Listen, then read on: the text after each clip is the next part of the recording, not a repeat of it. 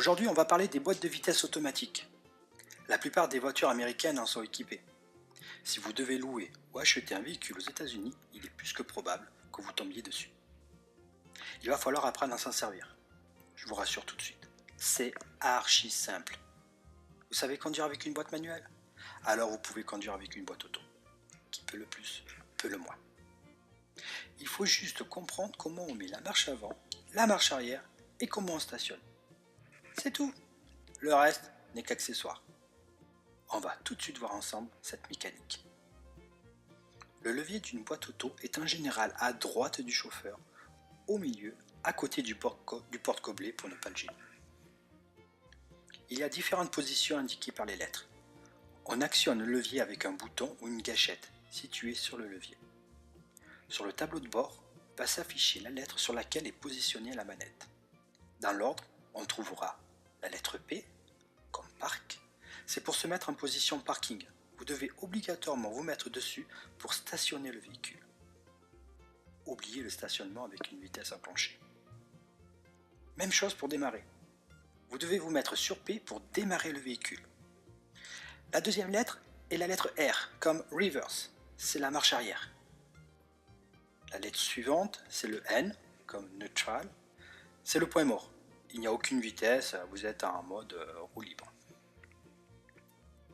Ensuite vient la lettre D, comme drive, c'est le mode conduite.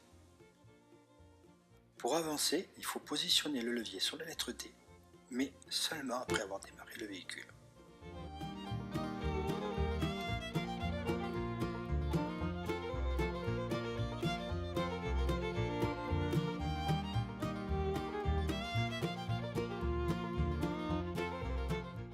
Vous allez également trouver la lettre S, signifiant sport.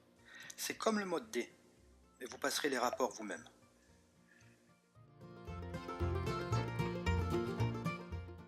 Sur certains modèles, vous pourrez trouver d'autres lettres, mais cela n'est pas vraiment nécessaire de les connaître.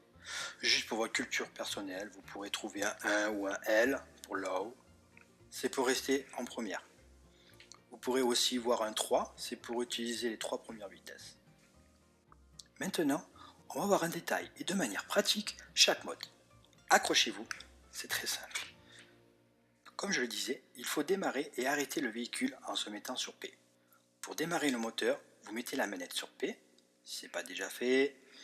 Si les gosses n'ont pas joué avec, vous appuyez sur la pédale de frein, histoire de ne pas se partir en orbite trop vite, et vous mettez le contact. Comme en France, en fonction du modèle, lunettes de soleil, bras gauche bronzé sur la fenêtre, le sourire aux lèvres, un tour de clé où on appuie sur le bouton start, et là, on cale. Ah non, ça c'est en France. N'oubliez pas, vous devez rester appuyé sur la pédale de frein.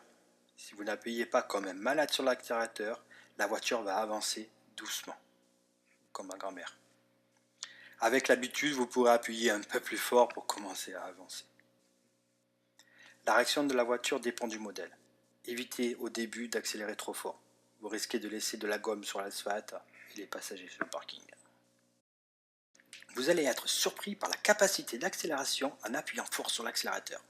C'est pratique pour doubler ou pour sortir rapidement d'une situation de danger. Pour ralentir ou vous arrêter, il n'y a pas le choix du frein moteur en rétrogradant ou le parachute. Il n'y a que le frein. Soyez assez prudent au début. Anticipez. Ne collez pas. Pour info, c'est une infraction au code de la route. Et les Américains n'apprécient vraiment pas. Même pour le stationnement, évitez de coller les autres véhicules. Ici, il y a de l'espace et on en profite. La première fois, testez le véhicule.